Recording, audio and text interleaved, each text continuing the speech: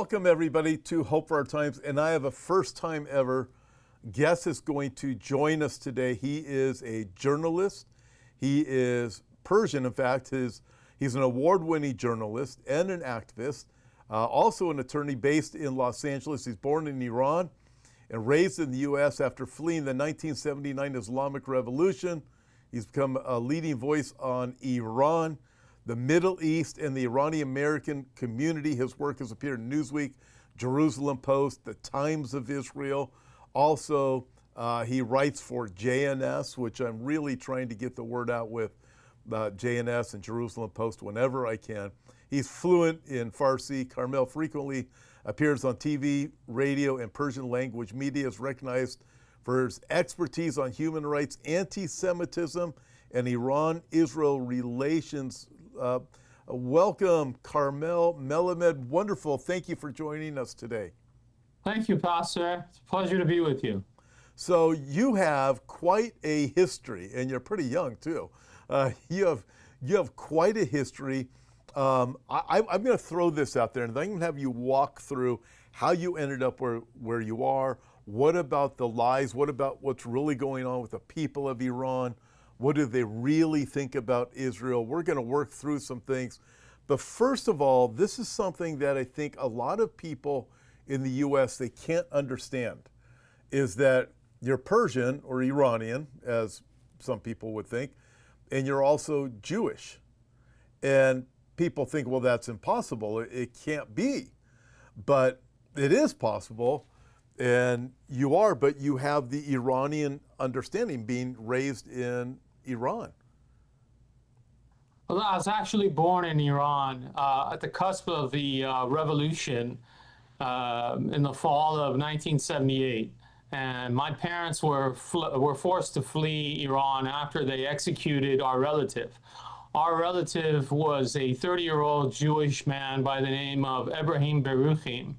And he was randomly arrested by the Ayatollah regime for being a wealthy Jew. And they shot him in point-blank range. Oh my. And it devastated our family. My father had to, with great difficulty, retrieve his body to give him a Jewish kosher burial. And 2 weeks later, we fled Iran on one of the last flights out of the country. As you mentioned, yes, I am Jewish. I was born in Iran. Actually, my family was continuously living in Iran for the past 2,700 years. So your audience, which is, I'm sure they're familiar with the Bible, we Jews of Iran and also Jews of Iraq have been living continuously in that area since the destruction of Solomon's temple by Nebuchadnezzar in 586 BC. So we are indigenous to Israel, but we're also indigenous to Iran. And we have been living there continuously for the past 2,700 years, often under tremendous persecution, but we maintained our Jewish religion, our heritage. Unfortunately, we were forced out of Iran by this totalitarian, I would say, Islamo-Nazi genocidal Ayatollah regime. And they started executing Jews, they started arresting Jews, confiscating their wealth.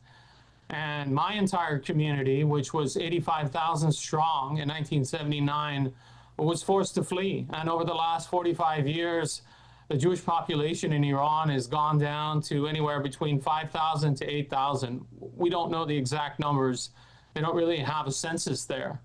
And they've fled. They've gone to primarily Israel and the United States. And now that the country is nearly Jew-free, they're turning on the Christians. So first the Saturday people, and now it's the Sunday people, unfortunately. And I've been very fortunate to be fluent in Persian language, Farsi, and been a bridge between Americans and Iranians, and report on some of the news that's been going on for the past 20 years between the two countries, and really sharing the message that the people of Iran love America, they love Israel, They're pro-Western. They have nothing to do with the Ayatollah regime. They're opposed to the regime and its radical Islamic theology. And they want freedom. They just want freedom. They want the ability to live their lives normally like the rest of us. And unfortunately, they're living under a totalitarian dictatorship. Wow. This is it's so fascinating because your history right out of the gate, just talking, it takes all the way back to the time of Nebuchadnezzar in Babylon.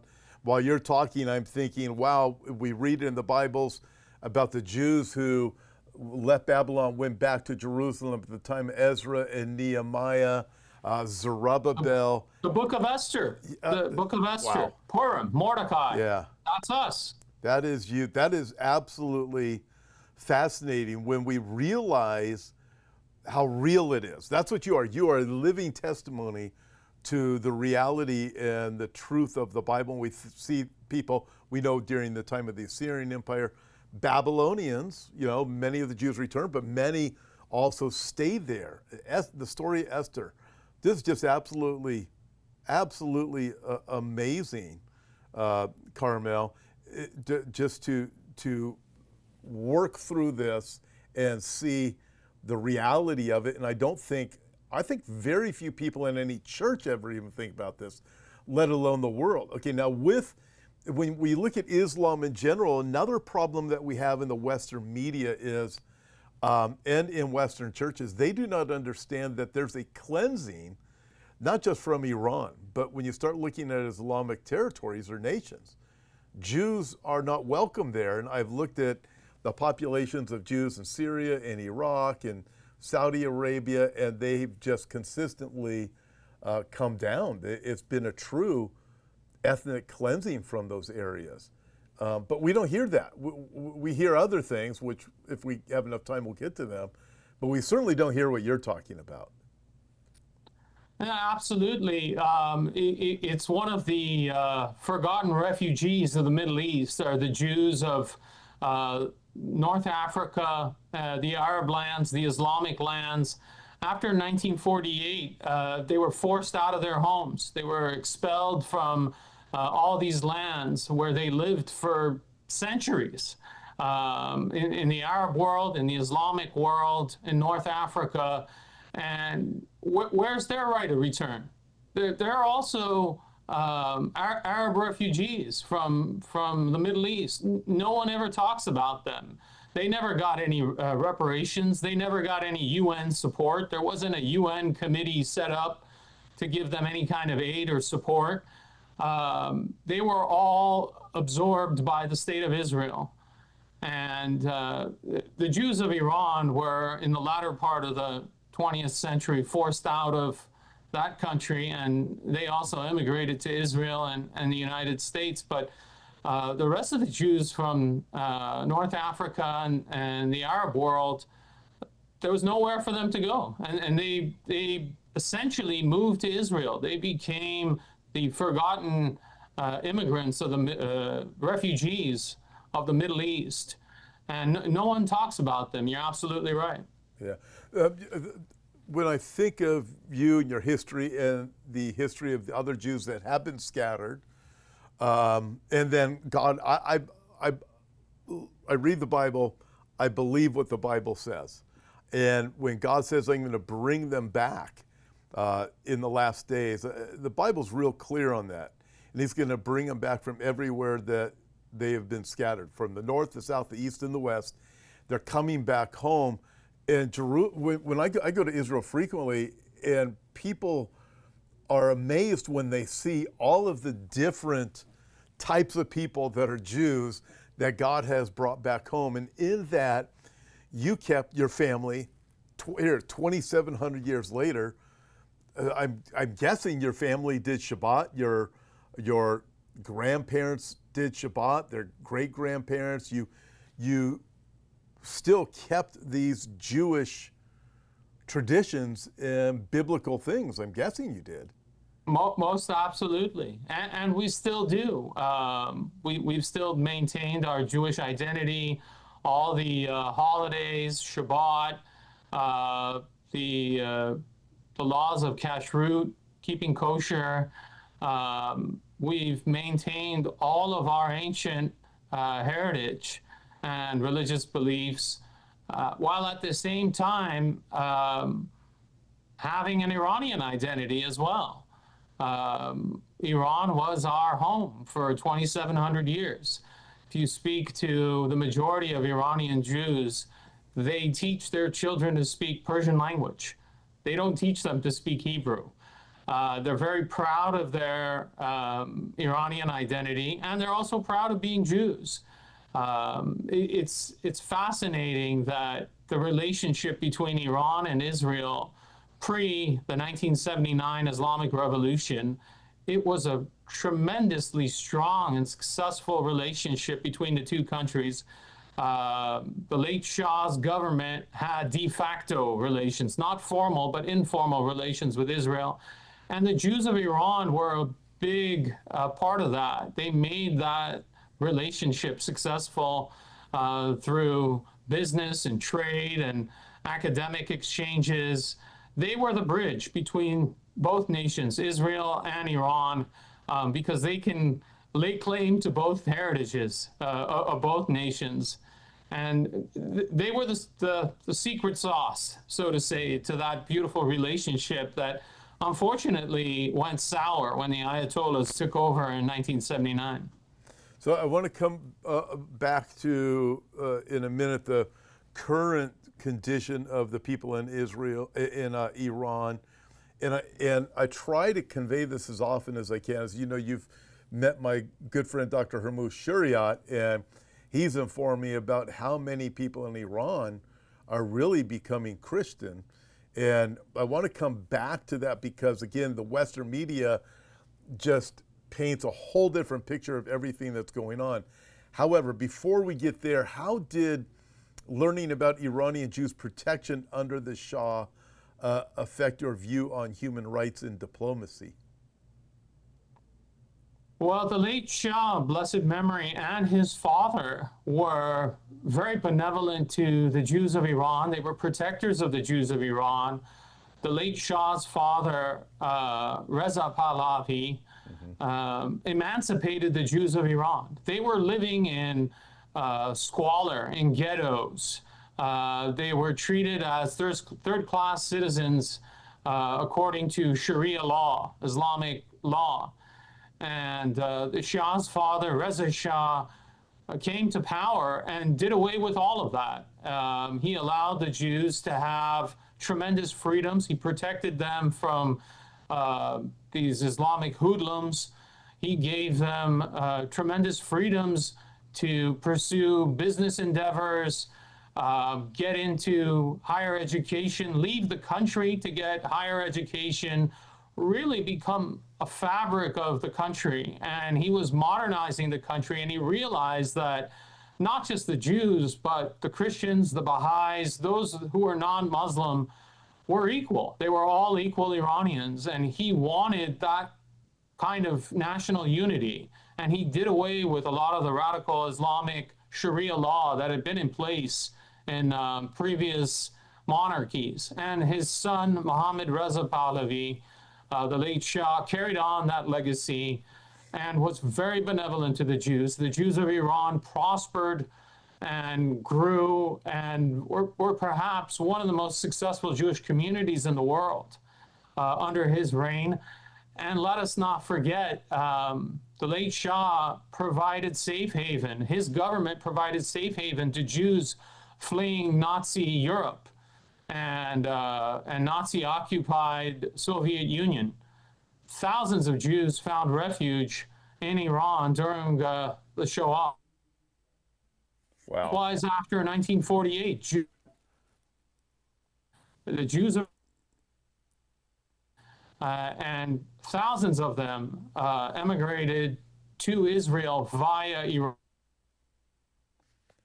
a safe haven for. So there are thousands of Iraqis alive thanks to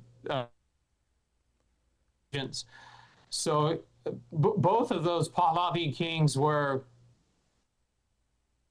people, and So, to me, all of this is fascinating. Now, also from what I understand, when I look at, I say his name, Reza Pahlavi, right? Hey, did I lose connection? Can you hear me? Yeah, I can hear you. Oh, I thought I lost connection. You'd frozen up a couple of times on our end, but okay, we're good. So Okay. we're able to cut from where I start, right, guys? Okay, good.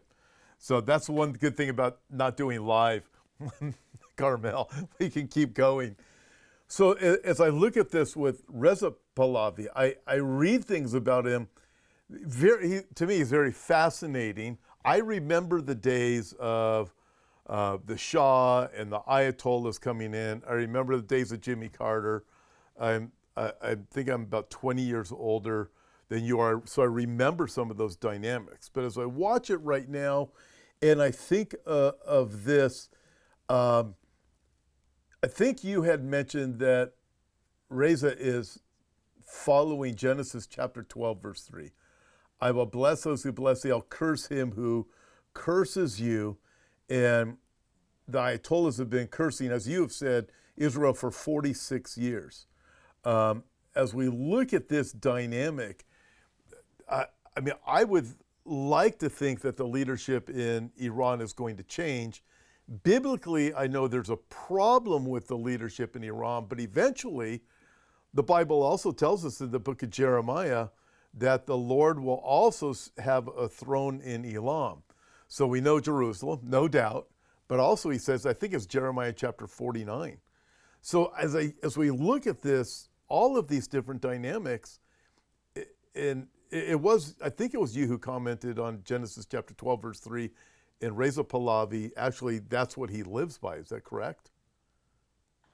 Well, I wouldn't say he's following Genesis 12:3, but a lot of Bible believers, a lot of folks that are Jewish and Christian believe that he is fulfilling Genesis 12:3. In April of 2023, he became the first Iranian leader to go to Israel, and he went to the Western Wall, he prayed. And many Bible believers, Jewish and Christian, Iranian and non-Iranian, believe that that was a trigger. For 44 plus years, the Ayatollahs and that regime in Iran have been cursing Israel, and Iran has been cursed. And they looked at that gesture, that action by the Crown Prince Reza Pahlavi of visiting Israel and showing a sign of friendship to the Jewish people as a page turner in the history of Iran, and a leader of Iran blessing the Jewish people, blessing the Jewish nation, and in turn, God turning the page and bringing Iran back into the light and blessing them and removing this darkness that they're experiencing under this regime. So I wouldn't say he's following it per se, but many of us who believe in the Bible, we believe that might have been a trigger. Wow, it's just so fascinating to me. Are there any other personal stories that you can think of Iranian citizens supporting Israel that have maybe stayed with you or really spoken to you? Absolutely, absolutely. If you take a look at social media, whether it's X or Instagram, and you put in that hashtag Iranians stand with Israel, you're going to be blown away by all of these young people in Iran that have a tremendous support and love for Israel. They may not be Christians, they may be atheists or have left Islam, but they have a tremendous love of Israel. They see the historic bonds between Israel and Iran. They look at Israel as this ancient friend of theirs, dating back from Cyrus, from the Bible, where Cyrus freed the Jews, allowed them to return back and rebuild their temple. And they believe they have this ancient friendship with Israel, and they want that renewed. And they're looking at Israel today with the technological advances, and they're saying, why not us? Why can't we be a part of that? We want that. We want that prosperity. We want that technology.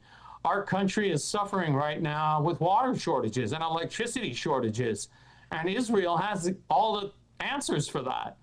So they may not be able to tell us because they're living in a totalitarian, repressive regime that hates Israel. But in reality, the majority of people in Iran are under the age of 45. They're younger people. And they tell us, they show us through social media posts, they post videos, they post photographs. Many of them risk their lives. They hold up flags of Israel in the middle of Tehran and photograph it and then post it on social media to say, we stand with Israel. It's really mind-blowing, Pastor.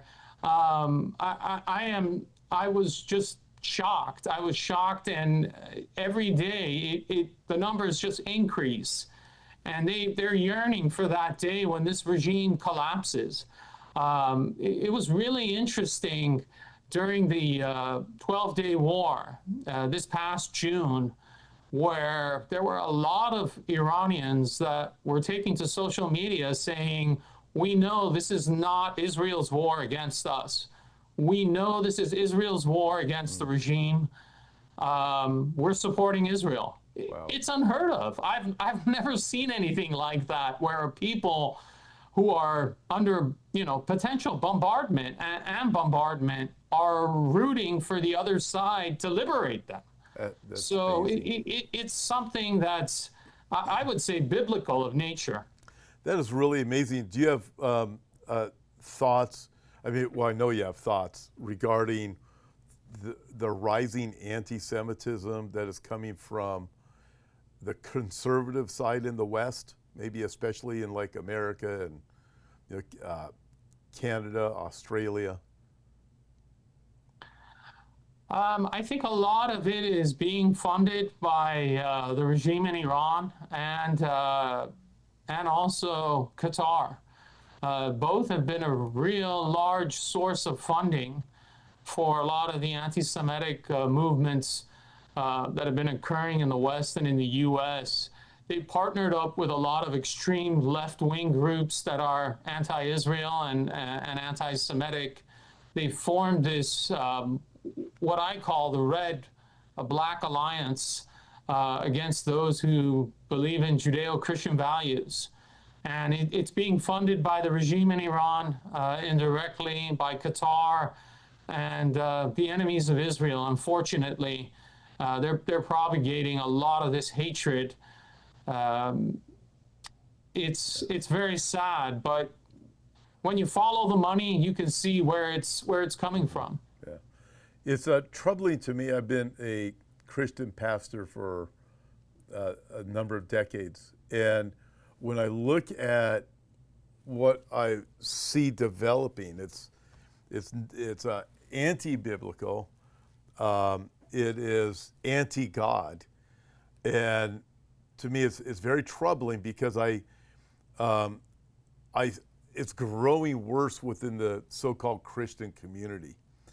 And I know I try to, in fact, when I'm here going to Israel, just coming up, I know I'm going to be telling my Jewish friends there, listen, you got to be very careful when somebody from the West is telling you they're a Christian, is knowing who you're actually getting, because I see this other side that is very large, very concerning to me. That's one of the reasons why I am constantly doing things like this program now, if to just try to make a difference, to push back against this rising tide. But over in the Mideast, you're seeing something different, like in Iran. So in Iran, I want to go back there. There's people that are coming to Christianity in Iran.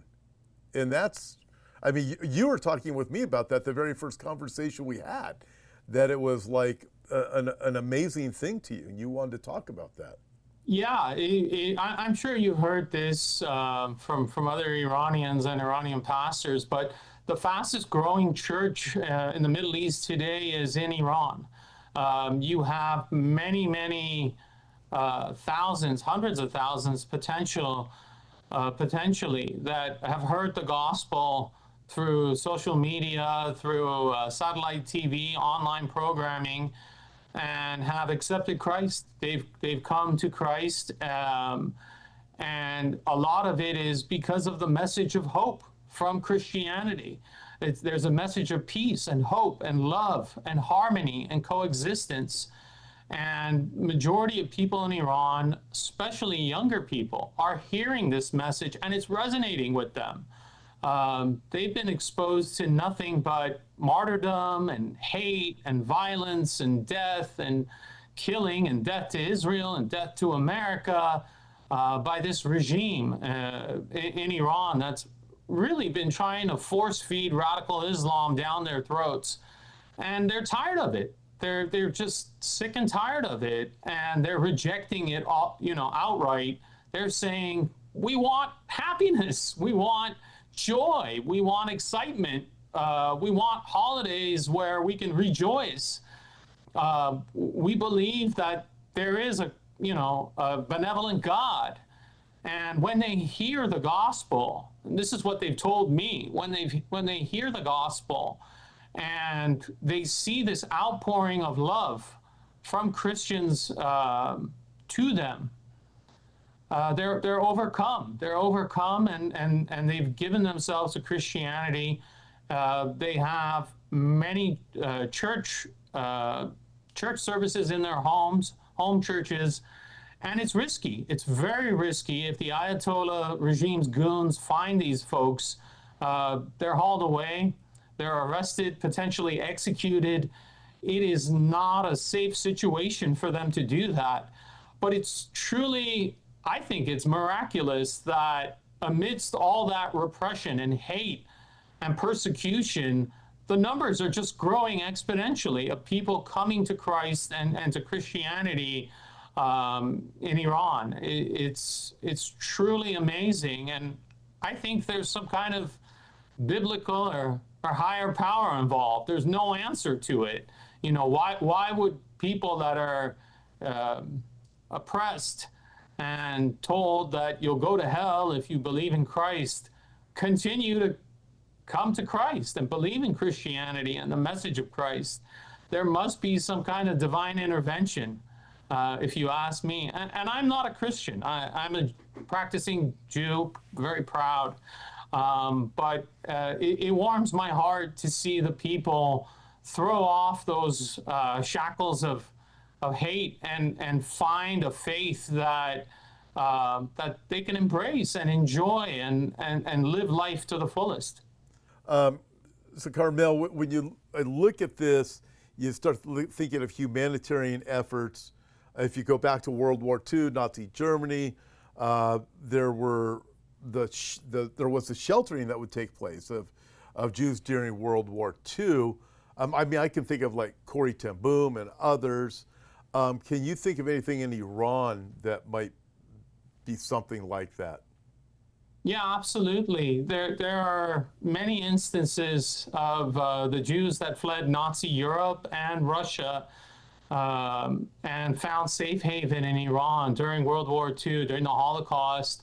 Perhaps two of the best examples. One was an episode, I believe, in 1941 or 1942. There were Jewish orphans from Poland. They were called the Children of Tehran.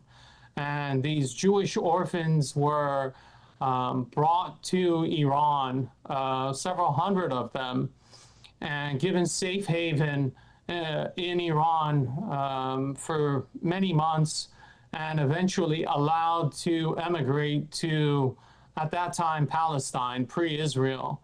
And the Iranian government under the late Shah was responsible for that. He allowed them safe haven. He saved those Jews. Those Jewish children ended up becoming Israelis and have many, many families, and they've grown exponentially. The other example that comes out for me was an Iranian diplomat in Paris during World War II. His name was Abdul Hossein Sardari. And Mr. Sardari was not Christian. He was not Jewish. He was Muslim, and he was a consul general in Paris during the Nazi occupation of France. And he provided Iranian passports and paperwork for hundreds of Jews to flee Iran, French Jews, European Jews, and also Iranian Jews. There were many Iranian Jews that were living in Paris and France during World War II, and they were stuck there. They were potentially going to be sent out to the concentration camps. And Sardari stepped forward, unbeknownst to the Iranian government, and said, I need to do something. I need to save these people's lives. And he provided them passports. He provided them affidavits saying they're not Jewish, they're Iranian, they're citizens of Iran, and saved countless lives. He is known as the Iranian Schindler. And that's been documented in many historic archives. So those are just two great examples. But there are scores and scores of European Jews that found their way to Iran via the Soviet Union during World War II. How do we know this? When we go to the Jewish cemeteries in Iran, many of the plots have European Jewish names. Mm-hmm. These are Holocaust survivors. There are folks that fled Germany and Poland and Russia and Belarus and Ukraine, and they found safe haven in Iran. Iran was a country that welcomed them, that allowed them to stay, and they never left. They stayed there and eventually passed away. Many of them moved on to Israel after World War II, but those are probably two of the most well-known examples. And as I mentioned, a little bit after the war, you had the Jews of Iraq. There were many thousands of Jews that were being persecuted in Iraq after the establishment of the State of Israel, and they were prohibited from leaving the country. They were being persecuted. They had their homes confiscated, their wealth confiscated, and there was only one place for them to go to, and that was Iran. And many of them crossed over from the port city of Basra through, small boats and ships in the middle of the night, and came over to the Iranian side, to the Iranian city of Khorramshahr. And Iranian Jews and Iranian non-Jews helped these thousands of Iraqi Jews that were fleeing for their lives. They had left everything behind, and they were given safe haven in Iran and by the late Shah, and then eventually they immigrated to Israel. They were allowed to get on planes and immigrate to Israel, but many of them would not have been here. Their descendants, they would not be here today if that Iranian government under the late Shah, and the people of Iran for that matter, had not protected them and saved their lives. Well, that's amazing to hear these stories. It's a reminder for all of us that are, anybody watching this too, that we don't live for the kingdom of this world. And we press forward and we do what we can to help our brothers and sisters and protect others. Let me ask you this. How do you see the younger generation in Iran influencing pro-Israel sentiment today? Well, as I mentioned, 80% of the population under age 40. These are millennials, Gen Zers. They are sick and tired of the radical Shiite Islam of the regime. It's been forced down their throats. They're tired of it. And they're looking at the rest of the world. They're looking at the rest of the Middle East, and they're saying, we have oil, we have gas, we have minerals, we have all this wealth. Why do we live in poverty? We don't want this kind of life anymore.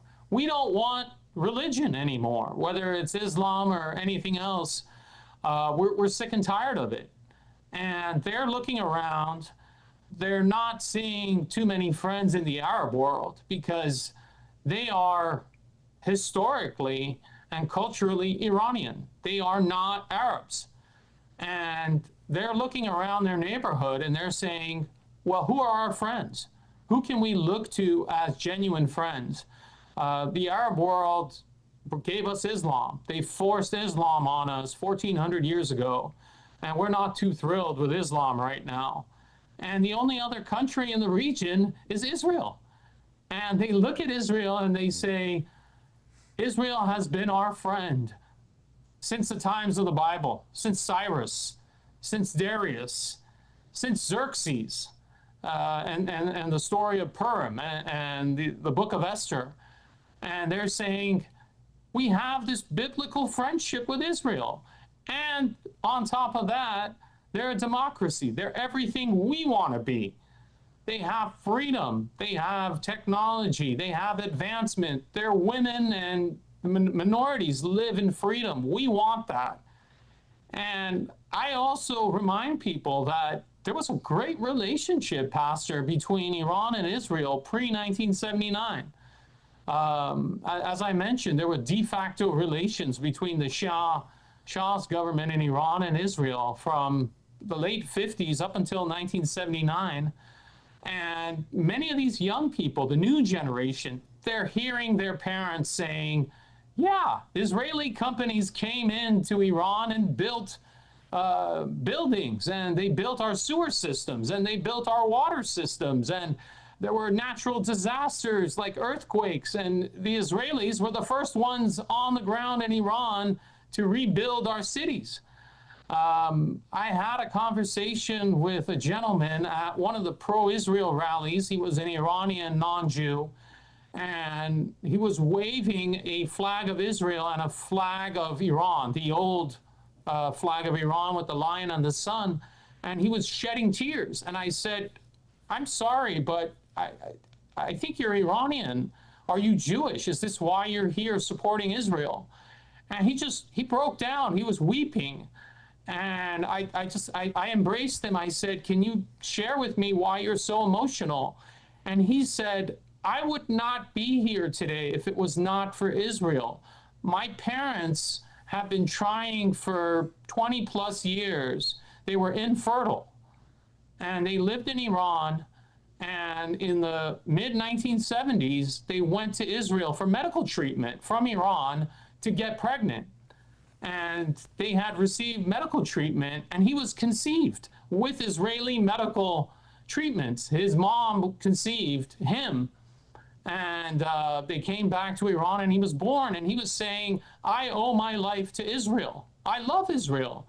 I would not be here. And it blew my mind at the strength of the relationship between the two countries that we don't hear about, unfortunately, because the Ayatollah regime for the last 46 years has been preaching death to Israel, death to the Jews, and all that kind of garbage. But down beneath, when you scratch the surface, the people remember the history. They remember the relationship, and they want to return back to it. They're looking at the Abraham Accords with the UAE and Bahrain and Morocco prospering. And they're saying, why not us? We want that. We want that trade. We want that economic development. We want that success. You have a lot of Iranians that are very smart in technology and engineering. They're coming to the US, they're coming to the Silicon Valley, and they're saying, if we had freedom in our own country, and, cooperation with Israel, we could become the next Silicon Valley. We could, change the world and the face of the Middle East with our know-how and with our Israeli friends. So there's a lot of excitement from that younger generation. They're looking at the prospects of what's coming up in the horizon, and they're excited. Yeah. That's exciting just listening to you talk and bring these things to the forefront. Karmel, how can the international community support Iranians without escalating tensions? Well, I think we in the West in the free world of democracies, we need to reach out to our elected officials and say, stop negotiating, stop talking to this regime, stop doing economic trade, stop giving them a pass politically in the UN or in other areas. We need to stand with the people of Iran and stop coddling the Ayatollahs. Their regime is on the brink of bankruptcy. You've got triple-digit inflation, triple-digit unemployment. Many of the people don't have power. They have power maybe 6 hours out of the day. The power grid cannot handle a population of 90 million. There's water shortages. We in the West, in Europe, in America, we need to push our elected officials to support the people of Iran. Put up funds for striking workers. Fund the workers so they can go on strike and paralyze some of these oil industries. A lot of the workers that are in the oil sector and the natural gas sector in Iran they're forced to go to work. They live day by day. Why not set up a kind of fund using the funds that are frozen in America or in the West? It's the Iranian People's Funds.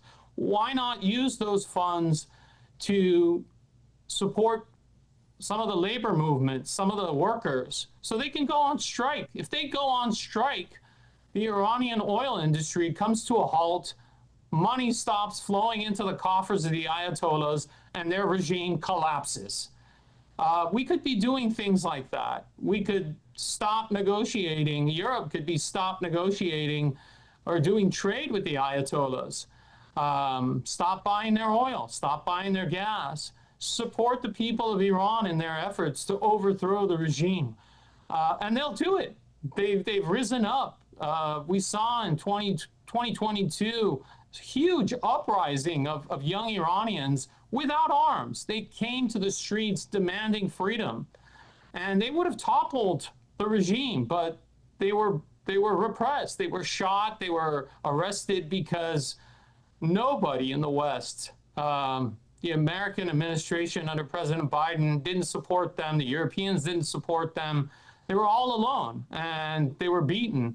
And now they're saying, hey, we're not going to go there. We're not going to go out into the streets and overthrow or do anything against this regime that's going to clobber us unless we have some outside support.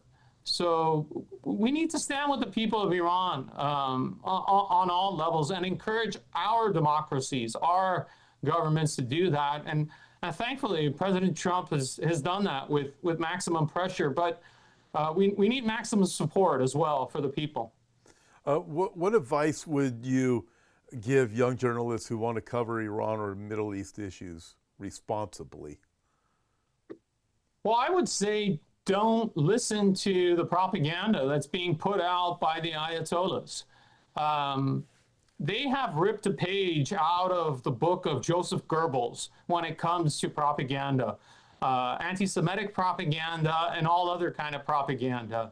They control the media there. They control the narrative. And whenever you see Western media going to Iran and quote unquote reporting, all that news is being filtered and is being checked by the Ministry of Intelligence in Iran. They will not allow CNN or NBC or anyone else that's broadcasting from broadcast accurately. They've got to filter it. So my advice to the reporters, to the journalists covering Iran is don't listen to what the regime is saying. Try to get a hold of the activists on the ground, or folks like myself or other activists that are fluent in Farsi that will be able to connect you with folks in Iran to give you an accurate flow of information of what's happening on the ground with people there.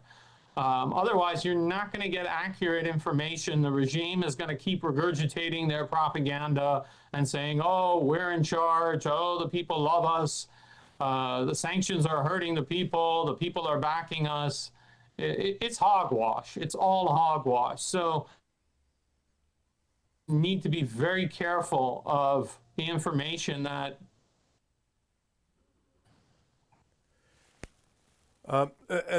as we come to the end of our time together, I want to let you know Carmel's been absolutely fantastic today. We've covered a lot of territory today. What's one final thought you'd like to leave with our audience? I think we need to get behind the people of Iran. As I mentioned, we need to get excited about the Cyrus Accords. We're looking at the Abraham Accords with the Arab countries. There is a potential for a huge, huge, groundbreaking peace between the people of Iran and the people of Israel. They have this historic biblical connection. And this regime is, this Ayatollah regime, this demonic regime is really on its knees. It is on its way out. We need to support the people of Iran to overthrow this demonic evil regime after 46 years and help usher in the Cyrus Accords, this peace between Israel and Iran. And it's going to change the Middle East. It's going to change the world. People will be shocked at the tremendous freedom, the tremendous friendship, and a lot of the stability that's going to occur after this peace that's forged between the two countries. And the people want it. It's not like the Arab world where there's hostilities in many of the populations. The people of Iran want that peace, and we're seeing it. We're hearing it from their social media messages and a lot of the messages from Iranians in diaspora that want that peace. And it's going to transform the Middle East and the world. We need to get excited about that and support the people that want that peace. So it's something to look forward to, and it's something to be optimistic about. And I promise you, when you see those Cyrus Accords, it's going to blow you away. It's going to make the Abraham Accords look like child's play. Wow. Carmel Melamed, thank you so much for joining us. It was an absolutely terrific program. Can't wait to see you again. Truly, I know everybody watching was blessed. Again, thank you for joining us. And everybody watching us, thank you so much, and look forward to seeing you back here tomorrow. Thank you, Pastor.